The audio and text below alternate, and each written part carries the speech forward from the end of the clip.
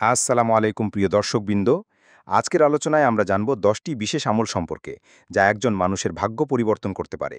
আল্লাহর ইচ্ছায় এই কাজগুলো দুনিয়ার জীবনে বরকত আনে, সংকট দূর করে এবং আখিরাতে মুক্তির পথ তৈরি করে। প্রথম কাজ, ৫ ওয়াক্ত নামাজ আদায়।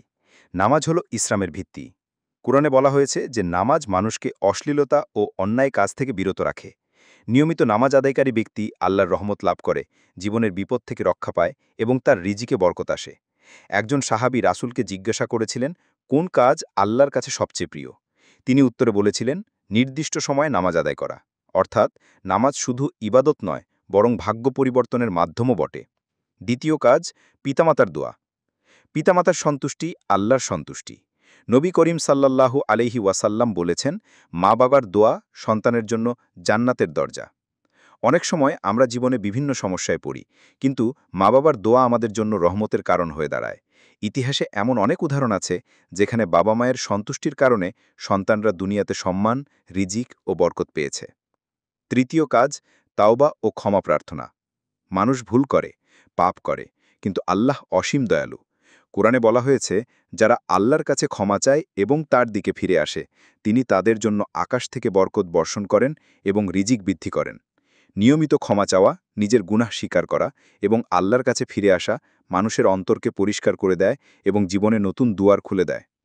চতুর্থ কাজ, রাতের নামাজ। রাতের শেষ প্রহরে আল্লাহর কাছে দোয়া করার গুরুত্ব অসীম। সহি হাদিসে এসেছে, আল্লাহ প্রতি রাতে ডাক দেন, কে আছো আমার কাছে দোয়া করার? আমি তার দোয়া কবুল করব। তাহাজ্জুদ বা রাতের নামাজ ভাগ্য পরিবর্তনের অন্যতম শক্তিশালী আমল। এটি মানুষকে আল্লাহর কাছে অত্যন্ত কাছাকাছি নিয়ে যায়। পঞ্চম কাজ, কোরআন তেলাওয়াত। কোরআন শুধু পড়া নয়, বরং জীবন গঠনের দিশারি। নবী করিম সাল্লাল্লাহু আলাইহি ওয়াসাল্লাম বলেছেন, তোমাদের মধ্যে শ্রেষ্ঠ সেই ব্যক্তি যে কোরআন শিখে এবং শেখায়। যে ব্যক্তি প্রতিদিন কোরআন পড়ে, তার অন্তরে প্রশান্তি আসে, অশান্তি দূর হয় এবং জীবনে আলোকিত পরিবর্তন আসে। কোরআনের তেলাওয়াত ভাগ্য উজ্জ্বল করে এবং আল্লাহর রহমতকে আকর্ষণ করে। ষষ্ঠ কাজ, দরুদ পাঠ। রাসূলের ওপর দরুদ পাঠে করার গুরুত্ব অপরিসীম। হাদিসে এসেছে, যে ব্যক্তি একবার দরুদ পাঠ করে, আল্লাহ তার উপর ১০ গুণ রহমত নাজিল করেন। এটা দুনিয়ার সংকট দূর করার পাশাপাশি আখিরাতে সুপারিশ পাওয়ার একটা বড় মাধ্যম। দরুদ মানুষের জীবনে সৌভাগ্য ও বরকত বয়ে আনে। সপ্তম কাজ, দান সদকা করা। কুরআনে বলা হয়েছে, যে ব্যক্তি আল্লাহর পথে দান করে, আল্লাহ তার সম্পদ বহুগুণ বাড়িয়ে দেন।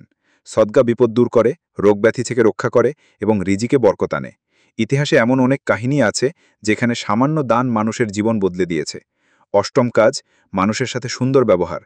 নবী করিম সাল্লাল্লাহু আলাইহি ওয়াসাল্লাম বলেছেন, তোমাদের মধ্যে উত্তম সেই ব্যক্তি যার চরিত্র সবচেয়ে উত্তম। মানুষের সাথে ভালো ব্যবহার শুধু সামাজিক জীবনে শান্তি আনে না, বরং আল্লাহর কাছে বিশেষ মর্যাদা তৈরি করে।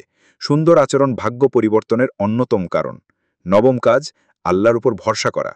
কুরআনে বলা হয়েছে, যে ব্যক্তি আল্লাহর উপর ভরসা করে, তার জন্য আল্লাহই যথেষ্ট। অর্থাৎ চেষ্টা করার পর সম্পূর্ণভাবে আল্লাহর উপর নির্ভর করা উচিত। অনেক সময় আমরা কল্পনাও করি না, কিন্তু অপ্রত্যাশিত জায়গা থেকে সাহায্য চলে আসে। এটি তাওয়াক্কুল বা আল্লাহর উপর পূর্ণ ভরসার ফল। দশম কাজ, নিয়মিত দোয়া ও জিকির। হাদিসে এসেছে, যে ব্যক্তি অন্তর থেকে আল্লাহ ছাড়া আর কোনো উপাস্য নেই বলে, সে জান্নাতে প্রবেশ করবে।